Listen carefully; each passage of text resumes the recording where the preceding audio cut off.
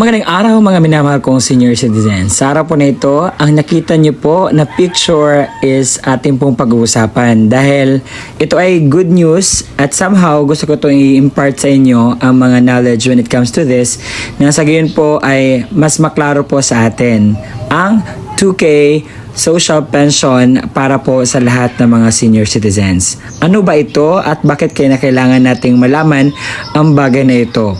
So, para po ito sa ating mga senior citizens na benepisyo, so kailangan po nating makinig at ito ay pamaraan po na matulungan ng ating mga seniors. Kaya naman, gusto ko po itong isalaysay sa inyo ang lahat at inaanyahan ko po kayo na tapusin ang video nito hanggang sa dulo nang sa gayon makuha nyo po ang punto ng video kong ito. At hindi ko na po papatagalin pa ang oras sa pag-usapan ng bagay nito. Kaya naman, let's go! Mayroon pong House Bill number 5068 na final po ni Representative Carmelo Pogi Lezatin Jr.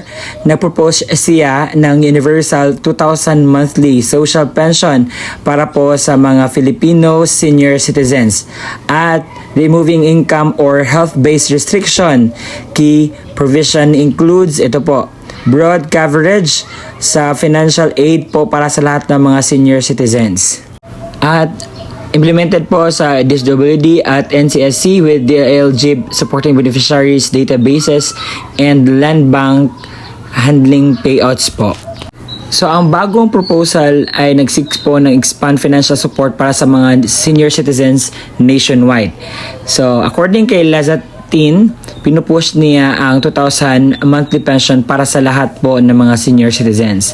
Pampanga Representative Carmelo Pogi Lezatin Jr. filed House Bill number 5068 proposing 2,000 monthly social pension para po sa mga Filipino senior citizens regardless po of income, civil status, health condition, or residency. The measure aims to provide equal assistance to elderly Filipino across the country. Under the proposal, the DILG Land Bank would help establish a beneficiary database and oversee payouts, while the pension amount would be automatically adjusted based on the Consumer Price Index as determined by DBM. So, ang purpose po nito ay para po matulungan ang ating mga senior citizens na magkaroon po ng ayuda or benepisyo galing sa ating gobyerno. Sir, para po siyang universal social pension, parang gano'n na nga. Pero ito po ay pinupush talaga ni Lezatin na magkaroon po ang lahat ng mga senior citizens ng pension. Dahil sa social pension po for indigent senior citizens ay piling-pili lamang po ang mabigyan. Pero dito po ay talagang lahat po ay mabibigyan ng ayuda. Kagaya po sa nasabi.